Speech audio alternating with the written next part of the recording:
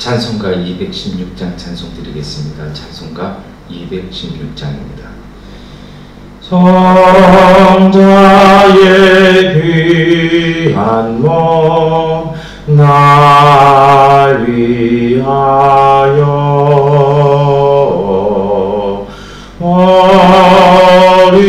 어리신 그 사랑 고마워라. 내 머리 숙여서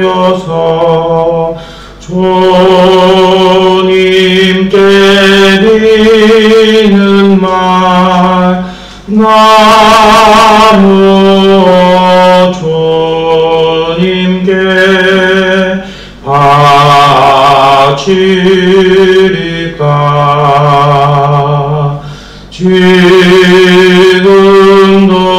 날 위해 간구하심 이 어떤 믿음이 없나니. 주님의 참사랑 고맙고 놀라워 찬송과 기도를 쉬지 않네. 주님의 십자가 나도 지고 진실한 믿음과 마음으로 형제의 사랑과 진정한 위로를 네게나 베풀게 하옵소서.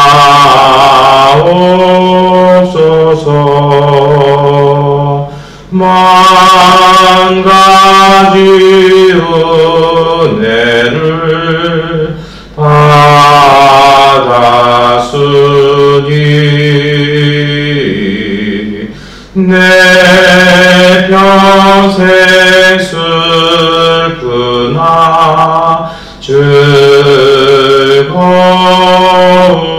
즐거우나 이 몸을 온전히 주님께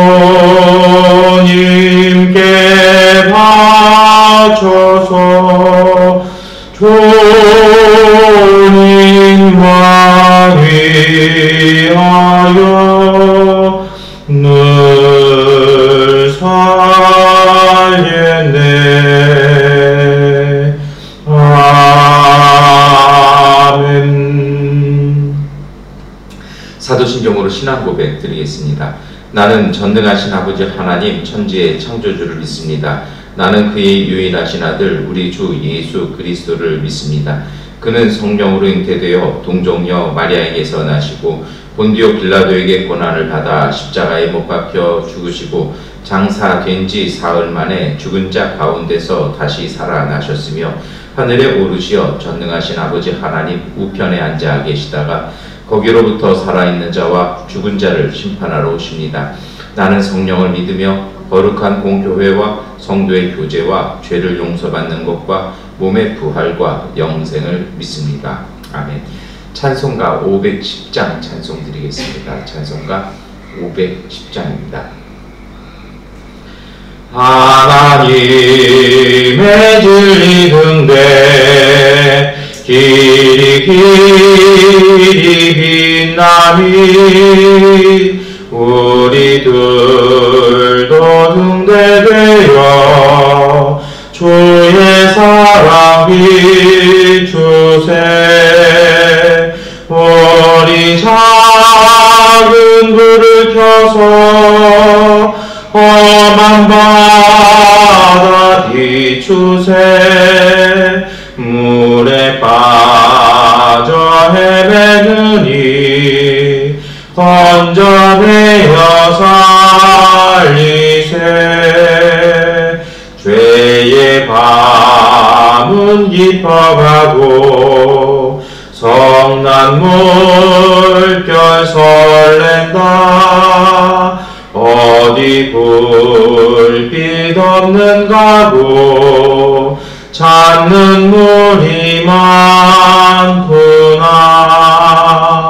우리 작은 불을 켜서 험한 바다 비추세.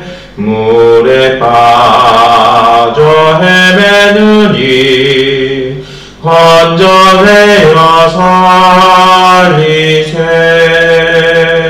너의 등불도 두어라. 거친 바다 비춰라. 빛을 찾아 헤매느니 생명선에 건져라. 우리 작은 불을 켜서 험한 바다 비추세. 물에 빠져 헤매느니 건져내어 살리세. 아멘. 우리 레위기 19장 9절부터 18절까지의 말씀을 함께 읽겠습니다. 레위기 19장 9절부터 18절까지의 말씀 우리 함께 읽겠습니다. 밭에서 난 곡식을 거두어 드릴 때에는 밭 구석구석까지 다 거두어 드려서는 안 된다. 거두어 드린 다음에 떨어진 이삭을 주어서도 안 된다. 포도를 딸 때에도 모조리 따서는 안 된다. 포도밭에 떨어진 포도도 주어서는 안 된다. 가난한 사람들과 나그네 신세인 외국 사람들이 죽게 그것들을 남겨두어야 한다. 내가 주 너희의 하나님이다. 도둑질하지 못한다. 시기하지 못한다. 서로 이웃을 속이지 못한다. 나의 이름으로 거짓 맹세를 하여 너희 하나님의 이름을 더럽혀서는 안 된다. 나는 주다. 너는 이웃을 억누르거나 이웃의 것을 빼앗아서는 안 된다. 내가 품꾼을 쓰면 그가 받을 품값을 다음날 아침까지 밤새 내가 가지고 있어서는 안 된다. 듣지 못하는 사람을 저주해서는 안 된다. 눈이 먼 사람 앞에 걸려 넘어질 것을 놓아서는 안 된다. 너는 하나님 두려운 줄을 알아야 한다. 나는 주다. 재판할 때는 공정하지 못한 재판을 해서는 안 된다. 가난한 사람이라고 하여 두둔하거나 세력이 있는 사람이라고 하여 편들어서는 안 된다. 이웃을 재판할 때는 오로지 공정하게 하여라. 이 사람 저 사람에게 남을 헐뜯는 말을 퍼뜨리고 다녀서는 안 된다. 너는 또 내 이웃의 생명을 위태롭게 하면서까지 이익을 보려 해서는 안 된다. 나는 주다. 너는 동족을 미워하는 마음을 품어서는 안 된다. 이웃이 잘못을 하면 너는 반드시 그를 타일러야 한다. 그래야만 너는 그 잘못 때문에 질 책임을 벗을 수 있다. 한 백성끼리 양심을 품거나 원수 갚는 일이 없도록 하여라. 다만 너는 너의 이웃을 내 몸처럼 사랑하여라. 나는 주다. 아멘. 레위기 19장 2절이 하나님의 거룩하시니 너희도 거룩하라는 거룩에 대한 명령으로 시작을 합니다. 그런데 이 거룩에 대한 내용을 보면 주로 레위기 19장은 10계명의 말씀을 인용합니다만 주로 이제 이것이 그 예배적인 의미보다는 삶에서 이웃과의 관계 속에서 어떻게 살아야 될지를 이렇게 말씀하십니다. 다시 말해서 우리가 거룩해지는 것, 우리가 하나님의 마음을 품어가는 것은 이웃과의 삶을 통해서 이루어진다는 것입니다. 사실은 이 레위기 19장 9절부터 18절까지의 말씀을 딱 한마디로 요약해서 기도하는 것이 바로 주기도문의 정신입니다. 특별히 주기도문에 예수님께서 뒤에 보시면 뭐라고 기도하시냐면 우리에게 일용할 양식을 주옵시고라는 기도의 그 내용을 보시고 우리가 함께 기도를 합니다. 그런데 최근 나오는 그 해석들, 주석들을 이렇게 보면 이게 좀 번역이, 영어 번역이 좀 잘못됐다는 겁니다. 영어의 성경에서 데일리로 번역한 걸 우리는 이렇게 일용할, 다시 말해서 하루 동안 쓸 것이든지 하루 동안 먹을 양식을 주옵시고라고 이렇게 번역을 해두었습니다만, 이것이 이제 그 복음서가 그리스어로 쓰여졌는데요. 그리스 원어는 사실은 그 단어는 그리스어 중에서도 거기에서만 나오는 단어입니다. 다시 말해서 다른 일반적인 대화나 성경 어디에도 나오지 않는 단어가 이 일용하다라고 번역되는 프로시우스입니다. 근데 이것이 사실은 번역이 안 되는 거죠. 거의 신조어에 해당하는 겁니다. 다시 말해서 그리스어에는 없는 번역이라는 것입니다. 그래서 학자들이 이것에 대한 정확한 번역을 찾지를 못했습니다. 그래서 이제 가장 비슷하게 일용할 양식, 그러니까 우리에게 필요한 것들을 주옵소서라고 이렇게 해놨습니다. 그런데 최근에 여기에 대한 단서가 풀렸습니다. 정말 예수님은 아마도 예수님 당시에 아람어로 쓰셨는데요. 그 아람어를 그리스어로 옮겼는데 그 그리스어가 없는 단어여서 아마도 그 새로운 단어를 만들어냈다라는 것이죠. 그럼 이 단어가 도대체 뭘까라고 이렇게 학자들이 연구를 했는데요. 최근에 그 그리스어 성경을 예수님 시기 조금 지나서 시리아어로 이렇게 번역을 해놓은 성경 사본이 발견이 되었습니다. 권위 있는 시리아 사본이라고 이렇게 얘기를 하는데요. 거기 보니까 이 단어는 다시 말해서 이 왜 그걸 권위 있다 얘기하냐면 아람어와 시리아는 거의 사돈지간 8촌까지 그런 사천지간의 언어이기 때문에 좀 비슷한 부분들이 많이 있습니다. 거기를 봤더니 그 뜻이 뭐냐면 끊이지 않는이라고 시리아어로 번역을 했다는 것입니다. 다시 말해서 기도할 때 무엇입니까? 우리에게 끊이지 않는 양식을 주옵소서라고 되어 있다는 것이죠. 그러니까 사실 그 기도가 필요한 이유가 뭐냐면 인간은 불안함을 갖고 있어요. 내 그 현금이 떨어지고 내 양식이 떨어지고 내 재능이 없어질 거에 대한 것을 굉장히 두려워하고 거기에 무서워하는 경향이 있는데요. 주기도문의 정신은 뭐냐면 영원히 공급되어지는 것을 통해서 그런 어떤 결핍에 대한 공포와 억압에서 해방되는 기도이기도 합니다. 그런데 두 번째 의미가 참 은혜롭습니다. 이게 나에게 끊이지 않는 양식을 주옵소서가 아니라 우리에게 끊이지 않는 양식을 주옵소서입니다. 다시 말하면 공동체 안에 끊어지지 않게 하여 주옵소서. 그럼 이것은 뭘 얘기할까요? 하나님의 양식은 선물입니다. 근데 그 선물이 내게만 주시는 게 아니라 공동체 전체에게 주어지는 선물입니다.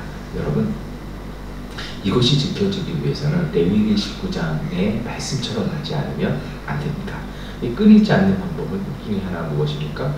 그것은 나누는 것입니다. 나누고 섬기는 것입니다. 코로나19의 삶을 우리가 살아가고 있습니다. 코로나19를 살아가는데요. 나만 방역 잘한다고 해서 이것이 지켜지는 것이 아니죠. 공동체 전체가 함께 했을 때 이것은 가능합니다. 가난이라는 질병도, 결핍이라는 질병도, 두려움이라는 질병도 마찬가지입니다. 그래서 하나님은 공동체 내에서 우리가 이것을 함께하기를 원하시는 것입니다. 그래서 오늘 레위기 19장에 오늘 우리가 읽었던 본문에는 몇 가지를 나누어서 말씀하죠. 첫 번째로는 다 거둬들이지 말고 남기라는 것입니다. 가끔 제가 잘 말씀을 드리는데요. 우리는 아주 탈탈 터는 걸 좋아합니다. 그런데 남겨두라는 것입니다. 조금 허술해서 이웃에게 돌아갈 것을 그 사람들이 내가 다 거둬들여서 이거 당신들 먹고 사세요라고 이렇게 구제미로 주는 것이 아니라 그들이 노동을 해서 먹을 수 있도록 그들의 자존감과 그들의 노동력이 존중되어질 수 있도록 배려하라는 것입니다. 두 번째로는요. 하나님께서 도둑질이나 사기 또는 거짓 맹세를 통해서 하나님의 이름을 더럽혀서 안 된다고 얘기합니다. 다시 말해서 하나님 앞에서 진실됨을 갖고 사는 것이 필요하다는 것입니다. 세 번째로는요.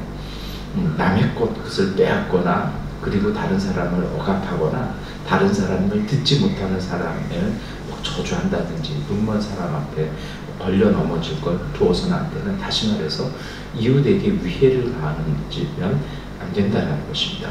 사도 요한도 나중에 군인들이라서 그러면 우리가 무엇을 해야 합니까? 라고 했을 때 이 말씀을 다시 인용합니다. 내 이익을 위해서 누군가에게 함정을 타거나 누군가를 이용하거나 누군가의 유해를 가하는 것은 안 된다는 것입니다. 그 다음으로는요, 정말 공의를 지키라는 것입니다. 내가 이 사람 가난하다고 해서 편들어주거나 이 사람 힘있다고 해서 편들어주거나 내가 아는 사람이라고 편의를 봐주는 것이 아니라 하나님 앞에서 온전하라는 것입니다. 그리고요, 오늘 그 말씀이 분명하게 얘기를 하죠. 내 이웃의 생명이 위태로울 때까지 이익 보려고 해서는 안 된다는 것입니다. 경제활동이라는 이유 때문에 조금 더 임대료를 더 받고 조금 더 그 돈을 건물 사용료를 집 사용료를 더 받기 위해서 그들을 죽음으로 거리로 내몰아가면서까지 이익 챙기는 건 주님의 뜻 아니라는 것입니다. 그리고 나서 해야 될 것이 있습니다. 17절부터의 말씀이죠. 이웃이 잘못하면 타일러서 바르게 세워지라는 것입니다. 그것이 바로 이웃을 사랑하는 길이라는 것입니다. 이 말씀을 이렇게 묵상했습니다만 이걸 어떻게 해야 지킬 수 있을까요? 그 길은 단 한 가지입니다. 마음의 중심을 지키십시오. 본분을 지키십시오. 어디 가든지 하나님 앞에서 본분을 지키십시오. 그리고 세상 앞에서 당당하십시오. 그 마음에 하나님의 말씀이 주신 중심과 그 빛이 있다라면 그 중심과 빛을 따라가야지 상황과 내 마음과 내 욕구를 따라가는 것이 아니라 어디든 가지시든지 중심을 지키시고 오늘 우리 안에 말씀하시는 하나님의 형상을 지키십시오. 그것이 바로 믿음입니다. 믿음은 흔들리지 않는 것입니다. 믿음은 손해나고 이익 본다고 해서 달라질 것 아닙니다. 믿음은 하나님을 향해서 난 바른 길입니다. 마지막으로 말씀드리고 우리가 기도하겠습니다. 여러분, 믿음이라는 것이 정말 어떤 막 되뇌이고 꼭 지켜야 되는 거잖아요. 근데 이 믿음이라는 말의 원래 뜻은요, 내 일생을 걸고 소중하게 지켜야 될 것을 찾아서 그것을 소중히 보존하는 것이 그것이 바로 믿음입니다. 여러분, 우리가 목숨 걸고 지켜야 될 내 삶, 그리고 내가 걸어가야 될 길, 그리고 하나님 앞에서 내가 살아가야 될 삶의 자세, 이것을 한번 되새기고 바로 세워가는 그러한 기도의 시간 되시기를 축원합니다. 기도하겠습니다. 전능하신 아버지 하나님, 세상에 참 많은 바람이 붑니다. 오늘 우리의 마음속에도 바람이 붑니다. 이리저리 흔들리다 보니 정신이 없습니다. 잠시 멈추어 서고 잠시 낮아져서 주님, 우리가 서야 될 자리를 보게 하시고 하나님, 우리가 지켜야 될 우리의 중심 하나님의 형상을 지켜나가게 하여 주옵소서. 무던한 마음으로 그것을 한 걸음 한 걸음 걸어갈 때마다 조금 늦을 수 있고 조금 세상과는 다르지만 그 길이 온전하고 바른 길 되어질 수 있도록 하나님의 성령께서 우리를 인도하여 주옵소서. 우리에게 기민한 마음 주셔서 성령의 음성을 바로 듣게 하여 주시고 주님의 말씀을 읽을 때마다 깨달을 수 있는 은총을 허락하여 주시고 그것을 삶으로 걸어갈 수 있는 용기를 저희들에게 허락하여 주옵소서. 예수님의 이름으로 기도드립니다. 아멘. 우리 다 함께 기도하는 시간 갖도록 하겠습니다.